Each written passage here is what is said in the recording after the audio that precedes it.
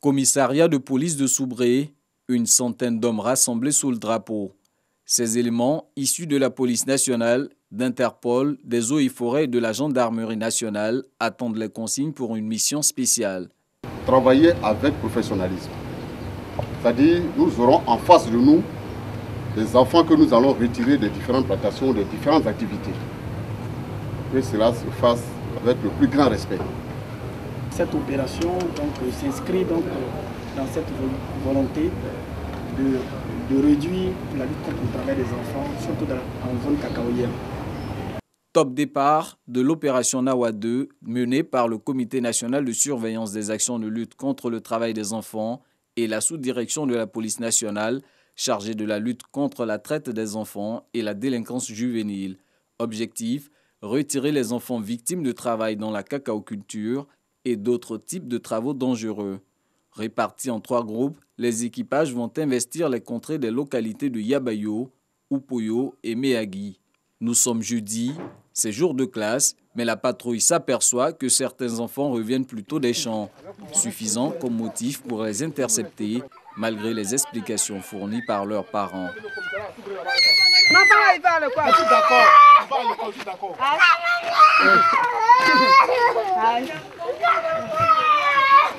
La traque se poursuit, les forces de sécurité parcourent, bas-fonds rizicoles et champs de cacao. À chaque prise effectuée, un message de sensibilisation est lancé à l'endroit des parents.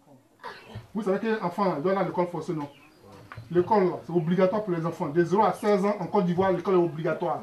C'est pour cela que l'État de Côte d'Ivoire a rendu l'école gratuite. Surtout dans les zones rurales ici, l'école est plus que gratuite. Encouragez les enfants à aller à l'école. Le cacao, ça nous fait vivre nous tous, mais les enfants ne doivent pas travailler là-dedans. Vendredi, deuxième jour de l'opération Nawa 2.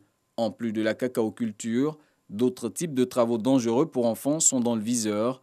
Des enfants sont aperçus dans des rizières, derrière des troupeaux de bœufs et dans des ateliers de mécanique. Au terme de cette randonnée, le bilan de l'opération fait état de 108 enfants victimes sauvés et 24 personnes interpellées. Si nous constatons que ces parents n'ont pas commis d'infraction aux lois qui existent, alors ces parents seront laissés libres. Mais si nous constatons que ces parents ont commis des infractions, même s'il s'agit de leurs propres enfants, ces parents seront sanctionnés, suivant les procédures qui existent. Donc, je voudrais aussi préciser que la chancellerie estime que c'est la tolérance zéro. Le temps des enquêtes, les victimes recueillies sont prises en charge ici, au centre d'accueil pour enfants en détresse de Soubré. Une réalisation de la fondation Children of Africa de la première dame Dominique Ouattara, dont la vocation est d'assurer une réinsertion sociale aux enfants victimes d'exploitation et de trafic. Le parent qui peut prouver que c'est son enfant biologique, cet enfant-là, ce parent, on lui remet son enfant. L'enfant dont la vulnérabilité est avérée reste au centre pour une prise en charge durable.